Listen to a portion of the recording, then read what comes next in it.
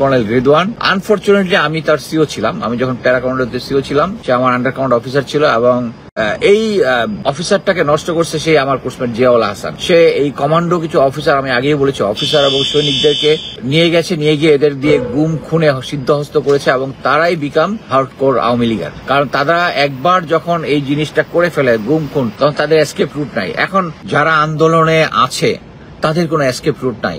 আমরা সবাই আওয়ামী লীগের জানি তারা যে কি রকম প্রতিশোধ পরায়ণ। আমরা অলরেডি দেখেছি যে প্রতিশোধ ছাড়াই তারা বাসায় ঘরে ঢুকে আন্দোলনকারীকে বেড়ে বাপ মার সামনে এনে হাত পায়ে গুলি করছে, কিছু লোককে মেরে ফেলছে। So there is a point of no return. এটাতে আমরা আইদার জয়যুক্ত করে অর উইল ডাই। যারা হার্ডকোর আওয়ামী লীগার তারা আছে কোথায়? ডিজিএফআই তে আছে, এসএসএফ এ আছে, র্যাবের মধ্যে আছে, ডিজিএফআই তে আছে, এনএসআই তে আছে। এরা হচ্ছে হার্ড লাইনার এবং বিজিবি তে আছে।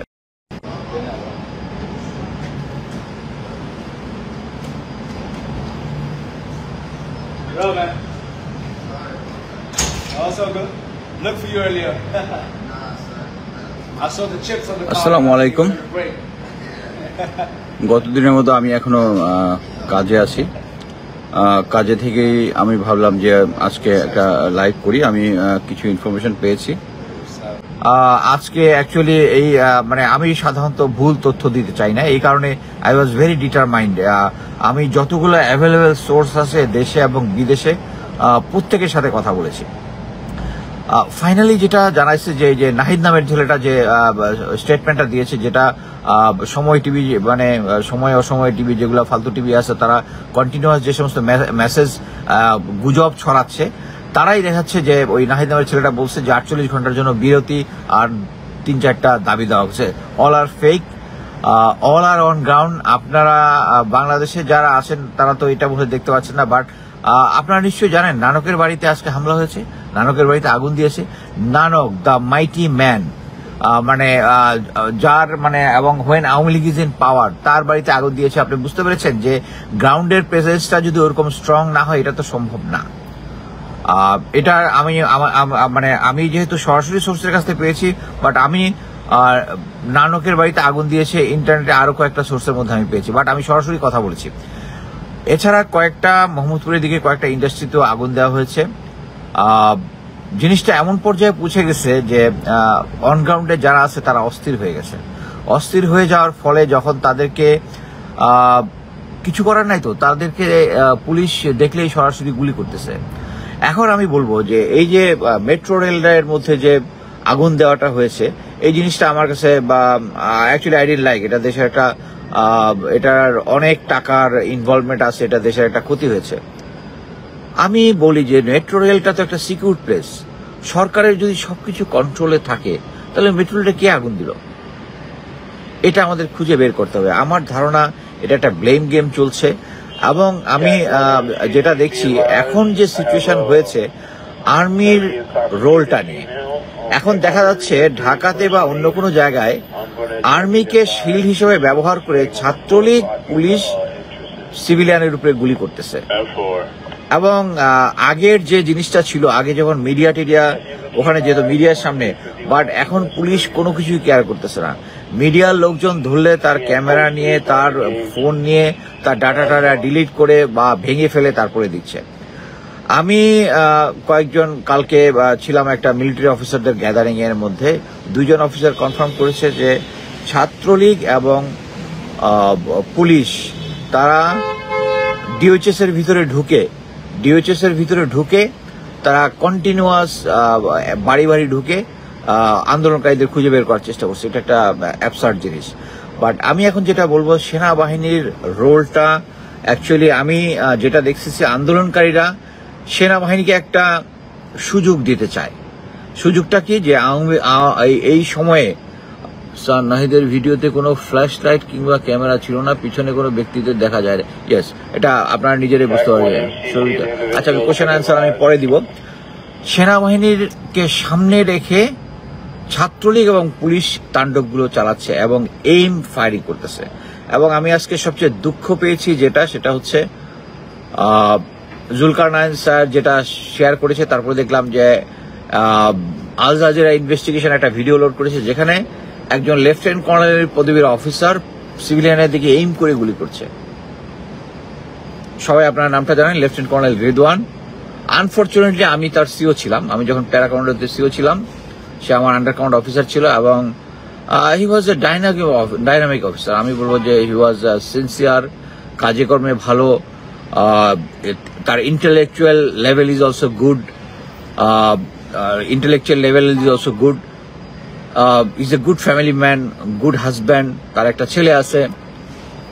But how could he become a such a monster? মানে হি ব্রোক মাই হার্ট যে আমরা কমান্ডোরা এমনি একটু নিজেদের মধ্যে একটু কম্প্যাক্ট থাকি, তারপরেও যারা একসাথে চাকরি করি we are like a family.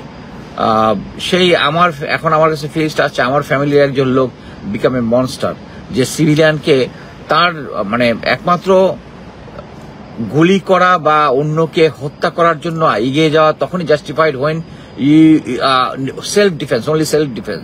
তারা সেলফ ডিফেন্স না, তার পুরো ব্যাটালিয়ন আশেপাশে সে এইম করে গুলি করছে, খুবই দুঃখজনক। এবং এই অফিসারটাকে নষ্ট করছে সেই আমার কোর্সমেট জিয়াউল হাসান। সে এই কমান্ডো কিছু অফিসার, আমি আগেই বলেছি, অফিসার এবং সৈনিকদেরকে নিয়ে গিয়েছে। সরি, আমি ডিউটিতে আছি, সো এখানে কিছু সিকিউরিটি লাইট টাইট বাজছে।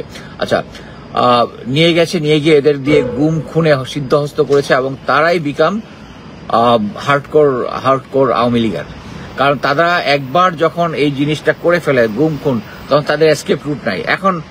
এখন তো যেহেতু সারা বাংলাদেশ এবং ইন্টারন্যাশনালি যদি এটা যুদ্ধ সময় হইতো, এটি যে ওয়ার ক্রাইম, যে একজন লেফটেন্যান্ট কর্নেল অফিসার এইম করে গুলি করতেছে, অ্যান্ড হি ইজ ডুমড। এই সরকার যদি পতন হয়, সে পৃথিবীর কোথাও গিয়ে লুকাইতে পারবে না। এটা অন্যান্য অফিসারদেরকেও জানা উচিত। এবং আমি যেটা দেখলাম যে অন্যান্য অ্যাক্টিভিস্টরা, আমি যেহেতু সেনাবাহিনীতে ছিলাম, আমার সেনাবাহিনীর প্রতি যে সফট কর্নার আছে এটা থাকবে। তারপরেও আমি যারা সরাসরি গুম খুন বা অন্যান্য ক্রাইমের সাথে জড়িত, আমি তাদেরকে কখনো ছাড় দেইনি এবং ভবিষ্যতেও দিব না। সো অ্যাক্টিভিস্টরা এখন আর্মির প্রতি আরো অসহিষ্ণু হয়ে যাচ্ছে। আমি এইটুক বলতে পারি যে যারা গ্রাউন্ডে আছে, যারা আন্দোলনের সাথে আছে, তাদের মধ্যে আমি আজকে আবার নতুন, আমি আগে জানতাম 23 জন কোঅর্ডিনেটর, অ্যাকচুয়ালি 49 কোঅর্ডিনেটর। এদের মধ্যে 3 জনকে ধরে নিয়ে স্টেটমেন্ট দিয়েছে। তারপরে মেইন যে আছে, যে ছেলেটাকে ধরে নিয়ে গেছে, আমি আমার ওয়ালে শেয়ার করেছি, তাকে হাত পা বাঁধা অবস্থায়, অসুস্থ অবস্থায় তার বাসার সামনে দিয়ে গেছে। এবং অবভিয়াসলি ছেলের জন্য পরিবারের জন্য ছেলেকে ব্ল্যাকমেইলিং অবস্থায় তাদেরকে রেখেছে। অতএব এই সময় আমরা তাদের কোনো স্টেটমেন্টও আমলে নিব না। বাট আর্মির ক্ষেত্রে যেটা আমি বলতেছি, এখন আর্মিকে সামনে রেখে ডিজিএফআই তারপরে কি বলে ডিবিএসবি, তারপরে র্যাব, এরা গণহত্যাটা চালাচ্ছে। এবং আমি ইনফরমেশন পেলাম, আমি প্রথমে আগের ইয়াতে বলেছি যে আর্মির যারা হার্ডকোর আওয়ামী লীগার, তারা আছে কোথায়? ডিজিএফআই তে আছে, এসএসএফ এ আছে, তারপরে কি বলে ডিবি তো না, র্যাবের মধ্যে আছে, ডিজিএফআই তে আছে, এনএসআই তে আছে। এরা হচ্ছে হার্ড লাইনার এবং বিজিবিতে আছে।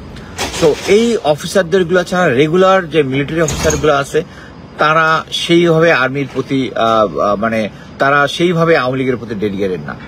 আমি কিছু অফিসারের সাথে আজকেও কথা বলেছি এবং দে আর ভেরি স্যাডেড এই রেদওয়ানের সিচুয়েশনটা দেখে। এবং তারা খুব অস্থির অবস্থায় আছে, যারা এখনো গ্রাউন্ডে নাই, বাট বিভিন্ন স্টাফ এবং অ্যাপয়েন্টমেন্টে আছে, যে সেনাবাহিনীর গুলি করা বা সেনাবাহিনীর সামনে গুলি করা, এটা সেনাবাহিনীর ভাবমূর্তিকে যেটা নস্যাৎ করেছে, যেটা দেশের মানুষ চাচ্ছে যে আমরা সবকিছু ভুলে যাব। এই ফ্যাসিস্ট হাসিনাকে পতনে যেন সেনাবাহিনী ভূমিকা রাখে, তাহলে তাদের 7 গুণ মাফ হয়ে যাবে। কিন্তু আমরা এখন পর্যন্ত দেখতে পাচ্ছি যে সেনাবাহিনী একটা সিচুয়েশন আছে এমন ভাবে যে ঠিক আছে আমরা তো গুলি করতেছি না, বাট ব্রাদার্স তোমরা ভাই গুলি করতেছো না ইয়ার দিকে, সিভিলিয়ানের দিকে, বাট তোমাদের presence is a threat to this revolt. Your presence is threat. তোমার ওখানে যদি সেনাবাহিনীর যে অবস্থানটা ওখানে আছে, ওই অবস্থানের কারণে যদি আগামী 3 দিনের মধ্যে শেখ হাসিনার পতন হতো, সেটা হয়তো 7 থেকে 10 দিন লাগবে। এবং এটা যত দিন লাগবে তত মানুষের সাফারিং হবে, তত সেনাবাহিনীর রোলের প্রতি যদি গণেশ উল্টানো যেটা বলে, এবং আমি ভেরি কনফিডেন্ট যে এরকম একটা জিনিস হবে, যদি হয় তাহলে army will be in a serious chaotic situation, আর যেটা আমি চাই না। আমি আবারও অনুরোধ করব সেনাবাহিনীর যে লেভেলেরই আছে, অফিসার, জেসিও, সৈনিক, আদার র্যাঙ্কস, টপ লিডারশিপ থেকে শুরু করে, তারা যেন এই আন্দোলনে আইদার ক্যাম্পের ভিতরে থাকে, কিন্তু গ্রাউন্ডের মধ্যে যদি থাকে তারা যদি রাস্তায় থাকে, তারা যেন তার প্রেজেন্সকে কেন্দ্র করে অন্য কোনো বাহিনীকে সরাসরি উইদাউট এনি থ্রেট, এখন যদি ওকে মব অ্যাটাক করেছে সেটা হচ্ছে অন্য জিনিস, বাট এই যে রেদওয়ান যেটা করেছে এইম শুটিং, এই জিনিসগুলো যদি সেনাবাহিনীর সামনে করে তাহলে সেনাবাহিনীর ভাবমূর্তিটা তো খারাপ হবে, এবং সরকার যে পরিবর্তন, আমি প্রিটি কনফিডেন্ট যে যারা গ্রাউন্ডে আছে দে আর ইন এ সিচুয়েশন যে তারা হয় মরে যাবে, না হলে দেশকে স্বাধীন করবে নতুনভাবে। কি জন্য? কারণ তারা জানে যে তাদের এই যে লাস্ট কয়েকদিনে ড্রোনগুলো উড়েছে, তাদের ফেস রিকগনিশন করেছে, ইন্ডিয়ার থেকে এই প্রযুক্তিটা সহায়তা নিয়ে ফেস রিকগনিশন করেছে, তারা এই জিনিসগুলো জানে, এবং ম্যাক্সিমাম ক্ষেত্রেই হয়তোবা তারা আগের থেকেই গভর্নমেন্ট এজেন্সিগুলোর দ্বারা রেজিস্টার করা হতে পারে। কারণ এই মুহূর্তে শুধু ছাত্র জনতা সবাই এক কাতারে সামনে আছে এই ফ্যাসিস্ট সরকারকে করার জন্য। সো তাদের কাছে এমন একটা situation, point of no return. So দুইটা জিনিস হতে পারে, এক হচ্ছে তারা গুলি খেয়ে মরে যাবে, সেক্ষেত্রে একটা বিশাল ম্যাসাকার হবে, যেটা সেনাবাহিনীর ভাবমূর্তির জন্য হবে, দেশের জন্য হবে, দেশের যে ভাবমূর্তির জন্য খারাপ হবে। এবং আমরা কি চাই আমার নিজের দেশের মানুষকে মেরে ফেলতে? আমি চিন্তাও করতে পারি না রেদওয়ান যে জিনিসটা করছে, আমরা বাকি সেনাবাহিনীর সবাই এই জিনিসটা লালন করে, আমরা অন্যায় কাজ করতে পারি না। আমি ওয়াকার স্যারকে জানি, উনি একজন ধার্মিক মানুষ, উনি কিভাবে এটা করতেছেন এটা আমি জানি না। যদি এটা এখনো করে থাকেন আমি জানি না, আল্লাহ ওনাকে বিচার করবেন। উনার আদেশের জন্য উনার এই সেনাবাহিনীর প্রেজেন্সের জন্য যে মানুষগুলো মারা গেছে সেনাবাহিনীর একসাথে, এগুলোর দায় উনাকে নিতে হবে। সো আরেকটা ইম্পর্টেন্ট জিনিস বলি, আমি একজন বিগ টাইম রেসপন্সার, আমি নাম বলবো না, নাম বললেই লোকজন খুঁজে বের করে ফেলবে ইনফরমেশনটা কোত্থেকে আসছে। সে 5 দিনের জন্য, গতকালকে থেকে 5 দিনের জন্য বিদেশে গিয়ে বলেছে 5 দিনের মধ্যে সিচুয়েশন যখন কন্ট্রোল হবে তখন ফেরত আসবে। সো আগামী 5 দিন ইজ ভেরি ইম্পর্টেন্ট। আমাকে আরেকটা সোর্স এর আরো 2 দিন আগে বলেছে 7 দিন। সো হিসাবটা কি মিলে যাচ্ছে? 7 দিনের মধ্যে এটা হবে, আর এখানে বলতেছে 5 দিন চলে যাচ্ছে, 5 দিন পরে ফেরত আসবে। সো এই সময়টা ইজ ভেরি ক্রুশিয়াল। 5 দিন, 7 দিন, 10 দিন, 1 মাস যাই লাগে, যারা গ্রাউন্ডে আছে তাদের ডিটারমিনেশন, আমি যেটা বুঝতে পেরেছি, তারা গ্রাউন্ড ছাড়বে না। সো আমাদের সেনাবাহিনী এখানে একটা বিগ সেভিয়ার হইতে পারে বাংলাদেশের ডেমোক্রেসির জন্য, বাংলাদেশের জন্য। তারা যদি এখনই শেখ হাসিনা থেকে ক্ষমতাটা নিয়ে নেয়, তাহলে they can save lot of life. Bangladeshi আপামর ভাই বোন সবাইকে বলছি, যারা এই আন্দোলন করছে তারা বিভিন্ন জায়গায় ছড়িয়ে ছিটিয়ে অবশ্যই আছে। তারা যদি আপনার বাসায় আসে, তারা যদি আপনার কাছে টাকা চায়, পয়সা চায়, কিছু খাবার চায়, তাদেরকে খাবার পয়সা দিয়ে সহায়তা করুন। আমরা বিদেশে যারা আছি তারা রেমিটেন্স পাঠানো অলরেডি বন্ধ করে দিয়েছে, এবং এটার ইম্প্যাক্ট পাওয়া যাচ্ছে। সো এই বাংলাদেশ এবার স্বাধীন হবেই। আমরা খুব কম সময় আছে, আমি মনে করি 2, 3, 4, 5 দিনের মধ্যে ইনশাল্লাহ আমাদের যে জনগণ রাস্তায় যারা আছে তারা আন্দোলন করে নিশ্চয়ই দেশকে আবার পুনরায় স্বাধীন করবে। আমি এখন কয়েকটা কোশ্চেন দেখবো, যদি কারো কোনো কোশ্চেন থাকে অ্যান্সার দিব। What will happen if you lost in this war? That's catastrophic. এইটাতে যদি আমরা হেরে যাই তাহলে যেটা হবে, আমি বিদেশে আছি, অবশ্যই আমি একটা সেফ জোনে আছি, কোনোদিন দেশে যাইতে পারবো না। That's all, I understand, I accept it. Last 7 years same জিনিস চলতেছে, বাট যারা আন্দোলনে আছে তাদের কোনো এসকেপ রুট নাই। আমরা সবাই আওয়ামী লীগের জানি তারা যে কি রকম প্রতিশোধ পরায়ণ।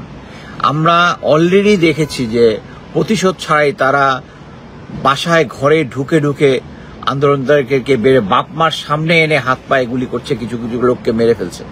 সো যখন এই সিচুয়েশন নর্মাল হবে এবং হিট অফ দ্য মোমেন্টে ওই স্পটে অনেক আওয়ামী লীগে যা পুলিশ সদস্য মার খেয়েছে, পুলিশ সদস্যের প্রাণ গিয়েছে এই আন্দোলন ইয়ে করতে। সবচেয়ে বড় ইম্পর্টেন্ট জিনিস, আমরা এই ছাত্র জনতা, যারা ছাত্ররা ঢাকা ইউনিভার্সিটি সহ অন্যান্য ইউনিভার্সিটি থেকে ছাত্রলীগকে ক্যাম্পাস থেকে বহিষ্কার করেছে, যাদের হল থেকে বহিষ্কার, তাদের কি হবে চিন্তা করতে পারছেন? they all will be killed, so there is a point of no return. এটাতে আমরা আইদার জয়যুক্ত করে or we will die. আচ্ছা, পুলিশ এখন স্পটে কেন আছে? সেনাবাহিনী কি যোগ্য না? এটা সরকার দিতে পারে। আজকাল দেখলাম একটা ভিডিও, সেনাবাহিনী গুলি করতেছে, এই আছে। এটাই আমি এতক্ষণ নিয়ে আলাপ করলাম। এইবার স্বৈরাচার বিদায় না হলে বাংলাদেশের সাধারণ জনগণ গোলামির শিকল বেঁধে রাখবে। এই জন্যই আপনারা যদি বুঝে থাকেন, আমাদের সবাইকে রাস্তায় নেমে আসতে হবে। আই নিড এ মেজর ডালিম কারেন্টলি। অবভিয়াসলি স্যার, যারা রাস্তায় আছে তাদের নেতৃত্ব দেওয়ার মতো কেউ নাই। আছে 49 জন কোঅর্ডিনেটর আছে। এখন এমন যদি হতো যে আমি যদি এখন দেশে যাই, আমি এটা নেতৃত্ব দিতে পারবো, আমি চলে যেতাম। আমি জীবনের পরোয়া করি না। আমি সেনাবাহিনীতে মৃত্যুর ঝুঁকি অনেকবার নিয়েছি। কিন্তু আমি এখন গেলে কি করবে? আমাকে সাথে সাথে মানে জেলে ভরে ফেলবে, টর্চার করবে, দ্যাট ক্যান অ্যাকসেপ্টেড। বাট এটা কোনো ভালো আনবে না। এই জন্য সো নেতৃত্ব নিজেদের মধ্যে তৈরি করতে হবে।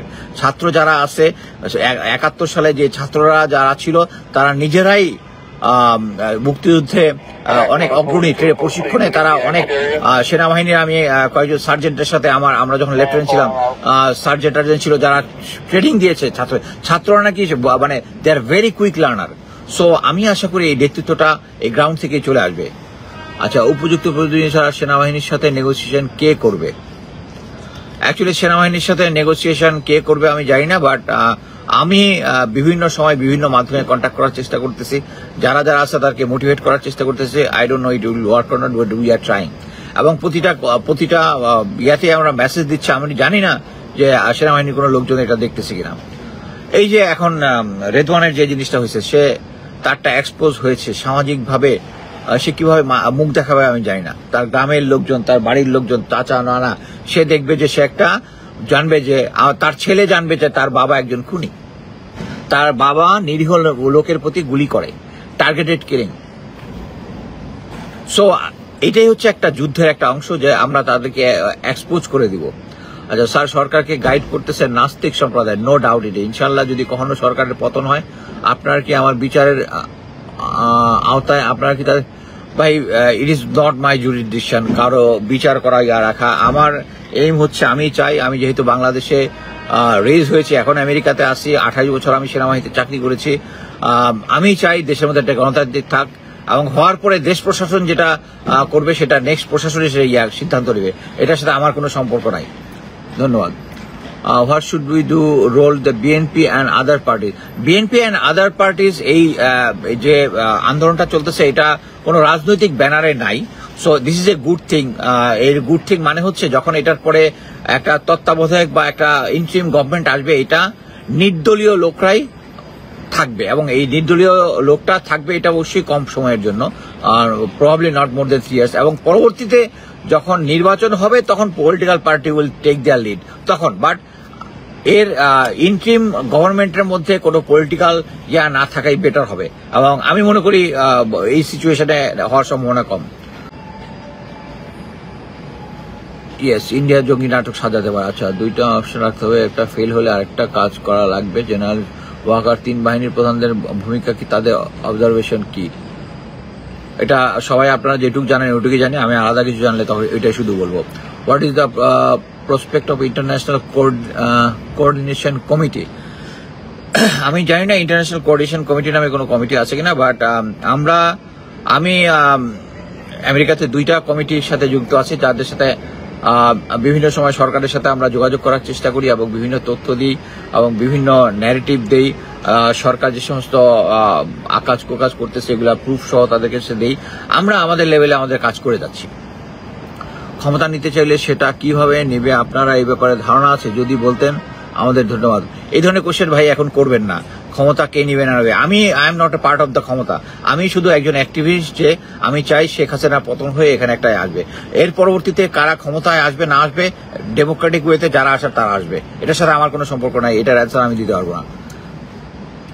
ইয়েস, দেশের মানুষ কিছুই জানে না। এই কারণেই আপনারা যারা বিদেশে আছেন আমাদের মাধ্যমে যে সমস্ত আপডেট পাচ্ছেন সেগুলো আপনাদের আত্মীয় স্বজনকে জানাতে পারেন। রানিং আর্মিতে যারা আছে বর্তমানে তাদের সাথে আপনি পারলে যোগাযোগ করে ইনফ্লুয়েন্স করুন। আমি একজন ফুল ফ্লেজের চেষ্টা করে যাচ্ছি, ফুল ফ্লেজেড। ইউএন কেন বাংলাদেশকে চাপ দিচ্ছে না, সেনাবাহিনীকে ইউএন এর চাপ দিচ্ছে না? অ্যাকচুয়ালি ইউএন, আমি গতকালকের একটা ভিডিওতেই বলেছি যে ইউএন এর একটা মিটিং এর মধ্যে তারা ডিসিশন নিয়েছে যে আগে ছিল হচ্ছে র্যাবে যারা প্রেজেন্ট চাকরি করতেছে তাদেরকে দেওয়া যাবে না, এখন বলে দিচ্ছে তার চাকরির যে কোনো লাইফে যে কোনো সময় যদি র্যাবে চাকরি করে তাদেরকে ইয়াতে আসবে না। এটার মানে হচ্ছে ইউএন গ্র্যাজুয়ালি ইনক্রিজিং দেয়ার প্রেশার। আমি যদি হেরে যাই তো তারা ছাত্রদের মেরে ফেলে, নো ডাউট ইন ইট। আচ্ছা, রানিং আর্মিতে যারা আছে বর্তমানে তাদের সাথে আপনি পারলে যোগাযোগ করেন। আচ্ছা, বলেছি স্যার ইন্টারনেট চালু হতে পারে। আর সরকার পতনের ব্যাপারে আপনাদের মতামত কি? সাধারণ মানুষ, আমি মনে করি আগামী 5 দিনের মধ্যে কিছু একটা হবে। মাই প্রেডিকশন ভুল হতে পারে। গত রাতে রাজু ভাস্কর্যের সামনে বিশাল মিছিল করেছে ছাত্ররা, আমি দেখেছি। Thank you, salute to them. Sir, I hear junior and senior officers are divided in is true. I assume যেহেতু মিরর এশিয়া নিউজটা করেছে তারা অবশ্যই কোনো তথ্যের ভিত্তিতে করেছে এবং ওইটার ব্যাপারে আমি বলি নাই, কারণ ওইটাই হচ্ছে একমাত্র সোর্স যেটা ওপেন সোর্স, এটা আপনারাও জানেন। এটা আমার কোনো সোর্স থেকে পাওয়া না, এই জন্য আমি এটা নিয়ে শেয়ার করিনি। হয়তোবা এরকম একটা সিচুয়েশনে হতে পারে যে সেনাবাহিনীর ভাবমূর্তিটা নিয়ে অনেকে অফিসারদের মধ্যে এটা থাকতে পারে।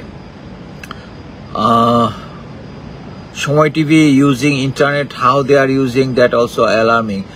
অ্যাকচুয়ালি ব্রড বাংলাদেশে যে ইন্টারনেট দুইটা লাইনের মাধ্যমে যেটা আসছে, একটা কক্সবাজার দিয়ে, একটা হচ্ছে বেনাপোল দিয়ে, ওই দুইটা আমার বন্ধু জিয়া ওই কারিগরি করে বন্ধ করে দিচ্ছে। আবার স্যাটেলাইটের মাধ্যমে যেটা আসছে ওইটা সরকার হয়তোবা তাদের পছন্দসই যে যারা শুধু তাদের জন্য লিমিটেড ইউজ রেখেছে। স্যার, ভারতের সেনা ঢুকার কথা শুনতেছি, বাংলাদেশ কতটুকু সত্যি? এটা একটা ইম্পসিবল, এই সিচুয়েশনে ইম্পসিবল। ভারতীয় সেনা এটার জন্য আসবে, আমার মনে হয় না বাংলাদেশ সেনাবাহিনী বসে থাকবে এই সমস্ত ক্ষেত্রে। এবং ইন্টারন্যাশনাল তখন সেনাবাহিনী কেন, তখন যদি সেনাবাহিনী আসে আমাদের জনগণকে যেতে হবে তাকে, যদি সেনাবাহিনী না থামায়। এবং এটা আবার বলি যে কেন এই কোটা আন্দোলনের সিচুয়েশনটা এখন আনা হয়েছে। আমরা সবাই জানি আগামী মাসে ইন্ডিয়াকে করিডোর দিবে, ট্রেড করিডোর। এটাকে থেকে দৃষ্টি ফেরানোর জন্য একটা রিটের মাধ্যমে এই সময়ে এই কোটা আন্দোলনটাকে নিয়ে আসছে তারা সামনে। তারা জানে যে তারা আন্দোলন যে কোনোভাবেই দমাইতে পারে, বাট এটা পারতেছে না ঠিক মতো। বাট তাদের কনফিডেন্স ছিল এটা দমায় ফেলবে। এই দমাইতে ইন্ডিয়া রেল করিডোর পেয়ে যাবে। একবার পেয়ে গেলে তো তারা পেয়ে গেল। সো এই যে আমরা যে প্রস্তুতি নিচ্ছিলাম যে ট্রেনটাকে আমরা থামাই দিব, তখন এই গ্যাপের মধ্যে এটা চলে আসবে। সো এইটাই, বাট এটা ব্যাকফায়ার করেছে। আজকে জামায়াত এবং বিএনপি একত্রে মাঠে নামবে, যদি নামে তাহলে সেটা কি ছাত্রদের আন্দোলনে কোনো নেগেটিভ প্রভাব ফেলবে? আমি মনে করি যে জামায়াত বিএনপি এরা সবাই বাংলাদেশের জনগণ। সো এটা হচ্ছে ছাত্র এবং জনগণের আন্দোলন। ছাত্র এবং জনগণের যে কেউ জয়েন করতে পারে, কোনো সমস্যা নাই। কিন্তু এটা পলিটিক্যাল ব্যানারে আমি সমর্থন করি না যে আসার সময় একটা বিএনপির ব্যানার নিয়ে এসে ও ফটো সেশন করবে। তাদের এরকম অভ্যাস আছে, আমি দেখছি। ফটো সেশন করার কিছু নাই, এটা ছাত্র জনতার এবং এটাতে লিড দিচ্ছে ছাত্ররা। আমরা চোখ বন্ধ করে আমি ছাত্রদের লিডারশিপ মেনে নিব এবং যে কোনো জনতা এসে ওটাতে জয়েন করবে, কোনো সমস্যা নাই। মিথ্যা সংবাদ প্রচারে জনগণকে বিভ্রান্ত করার অপচেষ্টা করছে, এর মধ্যে সবচেয়ে বড় পাচাটা হচ্ছে সময় টিভি। আমরা সবাই জানি মিথ্যা সংবাদ প্রচার করতেছে। আপনার এই জন্যই আমি অ্যাকচুয়ালি দেশে কয়েক জায়গায় কথা বলে, মানে আত্মীয় স্বজনের সাথে কথা বলে, তারা জানে হচ্ছে সিচুয়েশন নর্মাল হয়ে গেছে, কোনো কিছু নাই। কিন্তু তারপরও এই সিচুয়েশনের মধ্যে নানকের মতো বাসায় আগুন দেওয়া হয়েছে। So situation is not normal. ঠিক আছে, ওকে, অনেকক্ষণ হয়ে গেছে। আমি অ্যাকচুয়ালি কাজে আছি, কিছুক্ষণ পরে আমার একটু কাজ শুরু হবে। সো আমি এখন শেষ করব। ধন্যবাদ। আমি আবার নেক্সট কোনো কিছু জানলে আমি আপনাদেরকে জানাবো।